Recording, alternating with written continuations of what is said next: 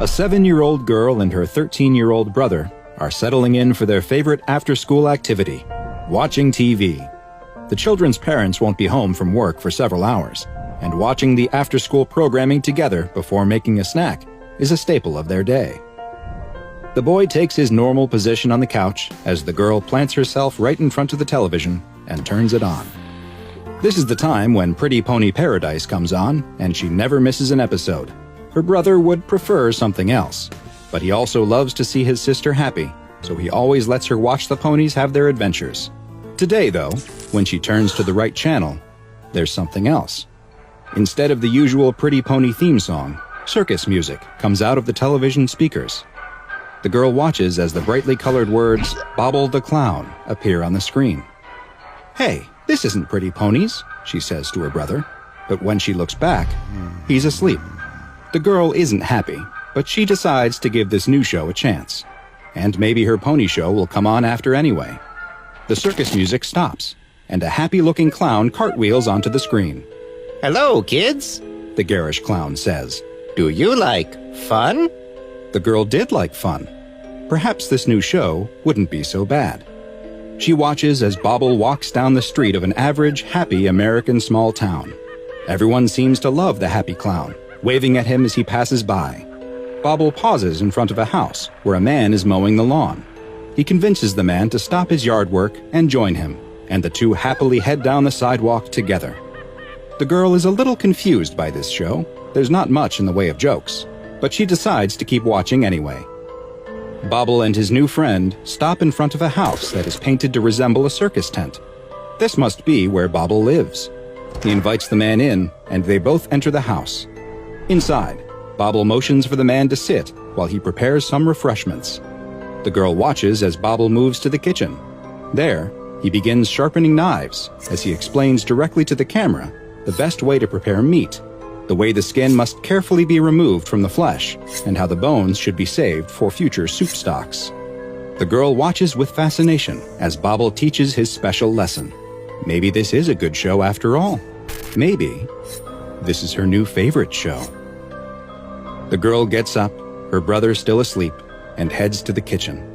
She pulls out a drawer to help her reach the counter where the knife block is located, and pulls out the meat cleaver. She looks at it gleaming in the light, entranced by its sharp, shiny edge. The girl returns to the living room and gets up onto the couch next to her sleeping brother. She watches as Bobble steps away from his pot of red, boiling meat and looks right into the camera. The girl stands up and holds up the meat cleaver. Bobble walks towards the camera with fascination in his eyes, as if he can see through the screen, and is watching the girl. She slowly raises the knife above her head as Bobble starts whispering, "Come on, do it," licking his lips in anticipation. The girl pauses for a second, looks at her sleeping brother one more time, and brings the cleaver down. Hi, I'm Dr. Bob, and this is SCP-993, also known as Bobble the Clown. But first, there's something I need from you. I need your help to spread the word about some of the lesser-known anomalies in the SCP Foundation's archives, and the best way you can help is to subscribe, turn on notifications, and then go tell your friends to do the same.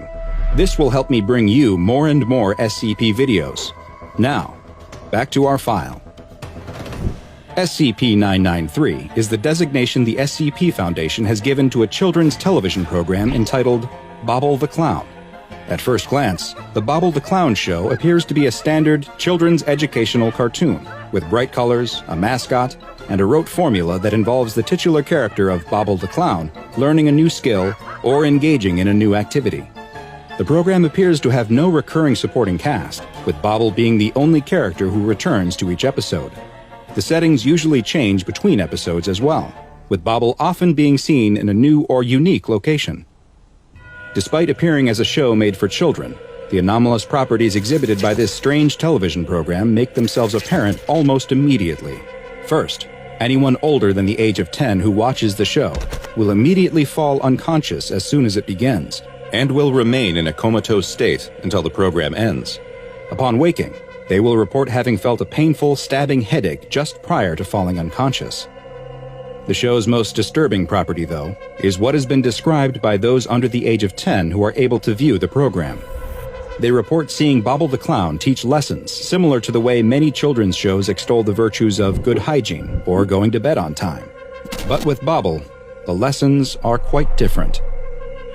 Topics that Bobble has presented lessons on and encouraged children to try have included torture, murder, and even cannibalism.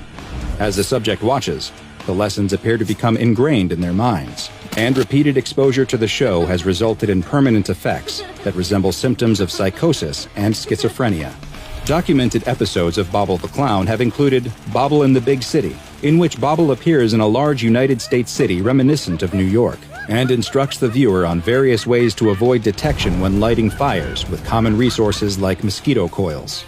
The episode ends with Bobble setting fire to a large building before he exits the screen. The camera continues to stay locked on the burning building for several more minutes as the sound of screams can be heard.